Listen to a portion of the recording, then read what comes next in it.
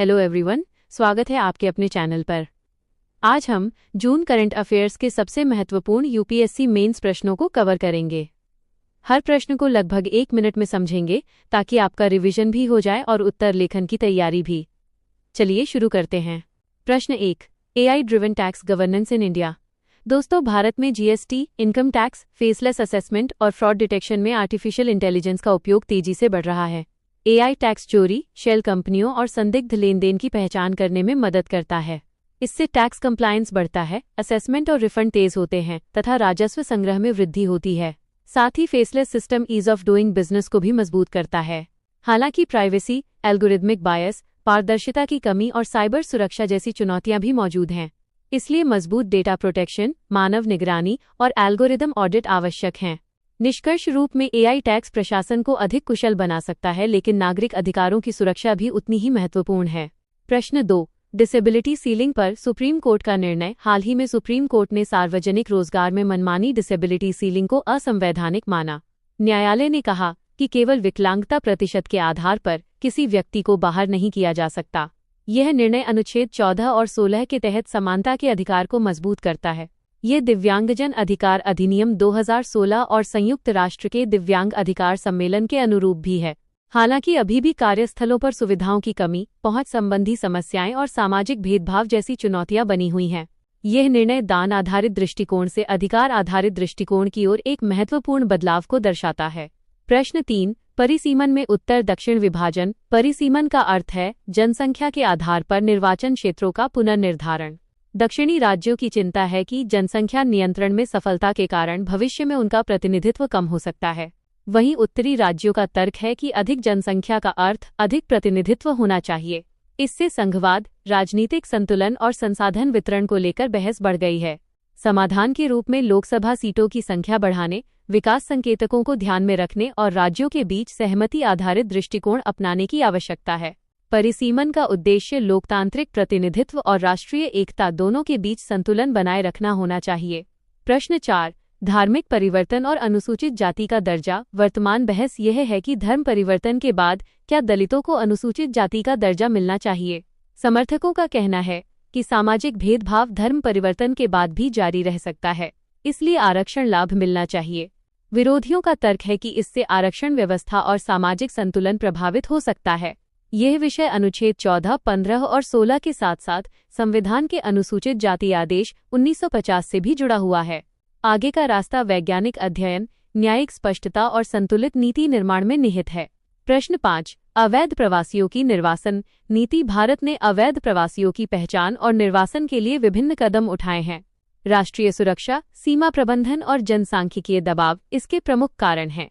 लेकिन दूसरी ओर शरणार्थी संरक्षण, परिवारों का बिछड़ना और मानवाधिकार संबंधी चिंताएं भी मौजूद हैं। राष्ट्रीयता की पुष्टि, द्विपक्षीय सहयोग और कानूनी प्रक्रियाएं इस प्रक्रिया को जटिल बनाती हैं। इसलिए भारत को सुरक्षा और मानवीय मूल्यों के बीच संतुलन बनाकर आगे बढ़ना होगा। प्रश्न 6, वामपंथी उग्रवाद मुक्त भारत। पिछले दशक में भारत में वामपंथी उग्रवाद की घटनाओं में उल्लेखनीय कमी आई है। इसके पीछे बेहतर सुरक्षा अभियान, खुफिया समन्वय, सड़क और दूरसंचार विकास, शिक्षा तथा स्वास्थ्य सुविधाओं का विस्तार महत्वपूर्ण कारण हैं। आत्मसमर्पण और पुनर्वास नीति ने भी सकारात्मक भूमिका निभाई है। फिर भी कुछ दूरस्थ क्षेत्रों में गरीबी, भूमि अधिकार और आदिवासी आजीविका संबंधी समस्याएं बनी हुई हैं। स्थायी समाधान सुरक्षा और समावेशी विकास दोनों के संयुक्त प्रयासों में है। प्रश्न 7, बायोफार्मा शक्ति योजना। बायोफार्मा शक्ति योजना का उद्देश्य भारत के जैव औषधि क्षेत्र को मजबूत बनाना है। ये योजना अनुसंधान एवं विकास को बढ़ावा देती है, उद्योग और शिक्षण संस्थानों के बीच सहयोग बढ़ाती है तथा स्वदेशी दवाओं और टीकों के विकास को प्रोत्साहित करती है। इससे स्वास्थ्य सुरक्षा मजबूत होगी, आयात निर्भरता घटेगी और रोजगार के नए अवसर पैदा होंगे। ये योजना आत्मनिर्भर भारत और भारत को वैश्विक जैव प्रौद्योगिकी केंद्र बनाने की दिशा में महत्वपूर्ण कदम है। प्रश्न 8, विद्युत संशोधन नियम 2026। इन नियमों का उद्देश्य बिजली क्षेत्र में पारदर्शिता, दक्षता और उपभोक्ता हितों को बढ़ावा देना है। इनसे बेहतर सेवा मानक, शिकायत निवारण, जवाबदेही और वितरण प्रणाली में सुधार की उम्मीद है। साथ ही नवीकरणीय ऊर्जा के एकीकरण और स्मार्ट ग्रिड विकास को भी बढ़ावा मिलेगा। हालांकि डिस्कॉम की वित्तीय स्थिति, तकनीकी क्षमता और नियामकीय समन्वय जैसी चुनौतियां अभी भी मौजूद हैं। इसलिए सफल कार्यान्वयन के लिए डिस्कॉम सुधार, वित्तीय पुनर्गठन और मजबूत नियामकीय निगरानी आवश्यक होगी। प्रश्न 9, पंजाब राजस्थान जल विवाद। दोस्तों, यह विवाद मुख्य रूप से सतलुज ब्यास नदी के जल बंटवारे से जुड़ा हुआ है। इसकी जड़ें ऐतिहासिक समझौतों और पंजाब के पुनर्गठन से जुड़ी हुई हैं। पंजाब और राजस्थान दोनों राज्यों की अपनी अपनी व्याख्या और दावे हैं। समस्या इसलिए और बढ़ गई है क्योंकि सिंचाई की मांग बढ़ रही है जबकि जल उपलब्धता घट रही है। जलगहन कृषि पद्धतियों ने भूजल संकट को भी बढ़ाया है। ऐसी स्थिति में सहकारी संघवाद की भूमिका महत्वपूर्ण हो जाती है। राज्यों के बीच संवाद, ट्रिब्यूनल के माध्यम से विवाद समाधान, पारदर्शी डेटा साझाकरण और नदी बेसिन आधारित प्रबंधन ही स्थायी समाधान प्रदान कर सकते हैं। निष्कर्ष रूप में जल विवादों का समाधान संघर्ष से नहीं बल्कि सहयोग, विश्वास और वैज्ञानिक जल प्रबंधन से संभव है।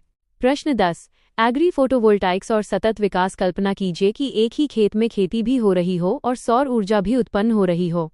इसे ही एग्री फोटोवोल्टाइक्स या एग्री पीवी कहा जाता है। इससे खाद्य सुरक्षा मजबूत होती है क्योंकि कृषि उत्पादन जारी रहता है। साथ ही नवीकरणीय ऊर्जा उत्पादन से ऊर्जा सुरक्षा भी बढ़ती है।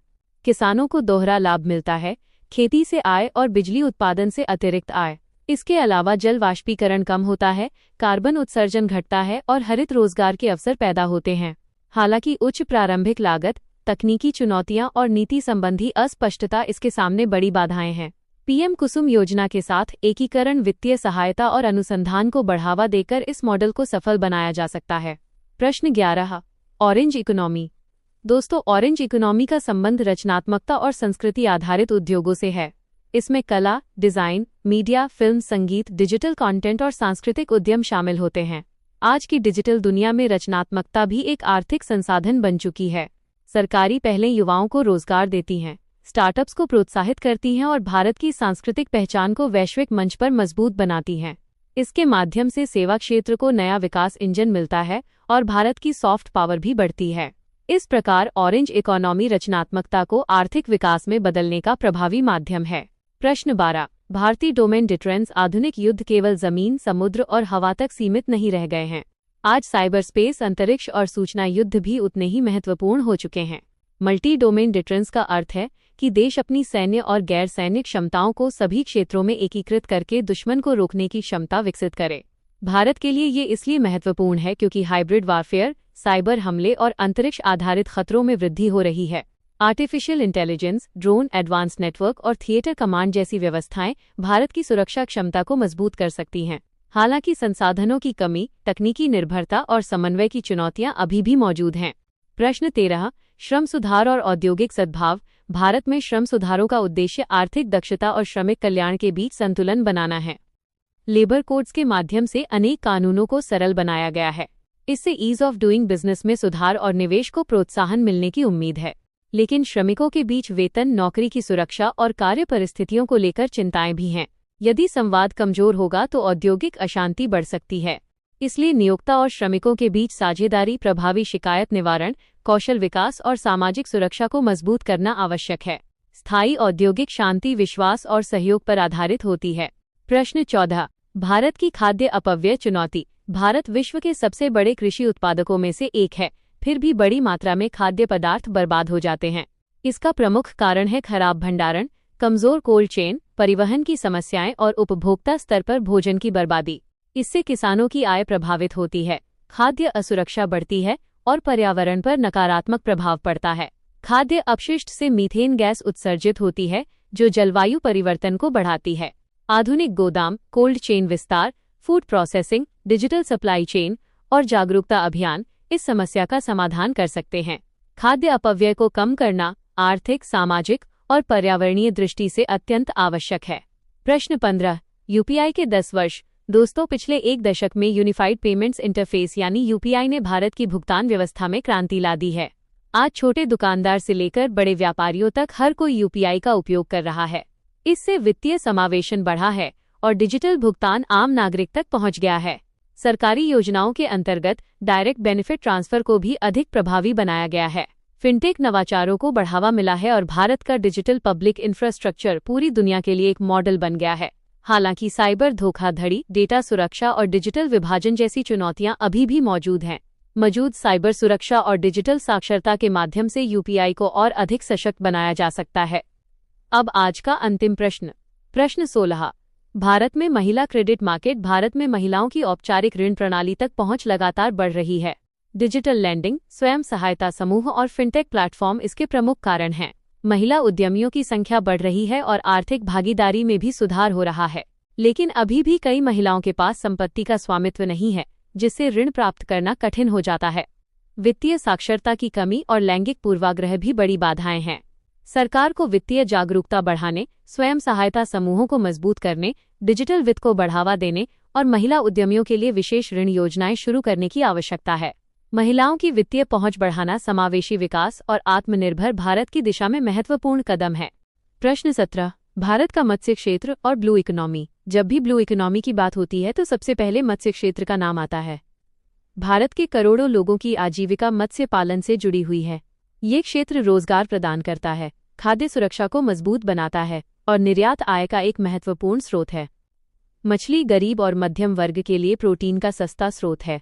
साथ ही तटीय और आंतरिक क्षेत्रों के आर्थिक विकास में भी इसकी बड़ी भूमिका है, लेकिन चुनौतियां भी कम नहीं हैं। अत्यधिक मछली पकड़ने से मत्स्य संसाधन घट रहे हैं। जलवायु परिवर्तन के कारण समुद्र का तापमान बढ़ रहा है और चक्रवात जैसी घटनाएं बढ़ रही हैं। कोल्ड चेन और भंडारण सुविधाओं की कमी, जल प्रदूषण तथा संस्थागत ऋण की सीमित उपलब्धता भी बड़ी समस्याएं हैं। इन्हीं चुनौतियों को ध्यान में रखते हुए सरकार ने प्रधानमंत्री मत्स्य संपदा योजना, ब्लू इकोनॉमी विजन और fisheries and aquaculture infrastructure development fund जैसी पहलें शुरू की हैं। आगे का रास्ता है सतत मत्स्य पालन, जलवायु अनुकूल एक्वाकल्चर, नई तकनीकों का उपयोग और नए बाजारों की खोज। निष्कर्ष रूप में मत्स्य क्षेत्र भारत की ब्लू इकोनॉमी का सबसे मजबूत विकास इंजन बन सकता है। अब चलते हैं संभावित निबंध विषयों की ओर। निबंध 1। प्रौद्योगिकी आधारित शासन को दक्षता और नागरिक अधिकारों के बीच संतुलन बनाना होगा। आज artificial intelligence, digital public infrastructure और डेटा एनालिटिक्स शासन व्यवस्था को बदल रहे हैं।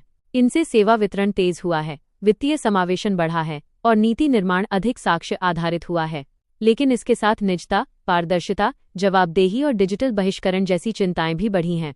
यदि तकनीक का उपयोग नागरिक अधिकारों की कीमत पर किया गया तो लोकतांत्रिक मूल्यों को नुकसान पहुंच सकता है। इसलिए मजबूत डेटा संरक्षण, मानव निगरानी, एल्गोरिदमिक पारदर्शिता और समावेशी डिजिटल अवसंरचना की आवश्यकता है। याद रखिए, प्रौद्योगिकी शासन का साधन हो सकती है, लोकतंत्र का विकल्प नहीं। निबंध 2। सामाजिक न्याय के बिना समावेशी विकास संभव नहीं। केवल आर्थिक विकास से समाज का हर वर्ग लाभान्वित नहीं होता। समावेशी विकास के लिए सामाजिक न्याय आवश्यक है। दिव्यांग अधिकार, श्रमिक कल्याण, महिलाओं की वित्तीय भागीदारी और वंचित समुदायों के लिए सकारात्मक कार्रवाई सामाजिक न्याय के महत्वपूर्ण स्तंभ हैं। सामाजिक न्याय असमानता कम करता है, मानव पूंजी को मजबूत करता है और लोकतंत्र को सशक्त बनाता है। हालांकि भेदभाव, क्षेत्रीय असमानताएं और अवसरों की असमान उपलब्धता अभी भी चुनौतियां बनी हुई हैं। सतत विकास तभी संभव है जब विकास के साथ सम्मान, गरिमा और समान अवसर भी सुनिश्चित किए जाएं। अब तीसरा और अत्यंत संभावित निबंध विषय। निबंध 3। भारत का भविष्य नवाचार, सततता और मानव विकास के संगम में निहित है। 21वीं सदी का भारत केवल आर्थिक विकास से विकसित राष्ट्र नहीं बन सकता। इसके लिए नवाचार, पर्यावरणीय सततता और मानव विकास को साथ लेकर चलना होगा। नवाचार के अंतर्गत digital public infrastructure, artificial intelligence, startup और बायोटेक्नोलॉजी आते हैं। सततता के अंतर्गत नवीकरणीय ऊर्जा, हरित परिवहन, सर्कुलर इकोनॉमी और जलवायु अनुकूल विकास शामिल हैं। मानव विकास के अंतर्गत शिक्षा, स्वास्थ्य, कौशल विकास और महिला सशक्तिकरण आते हैं। जब नवाचार सततता से जुड़ता है तो हरित तकनीकें विकसित होती हैं। जब नवाचार मानव विकास से जुड़ता है तो डिजिटल समावेशन बढ़ता है और जब सततता मानव विकास से जुड़ती है तो जीवन की गुणवत्ता बेहतर होती है। यही विकसित भारत का मार्ग है।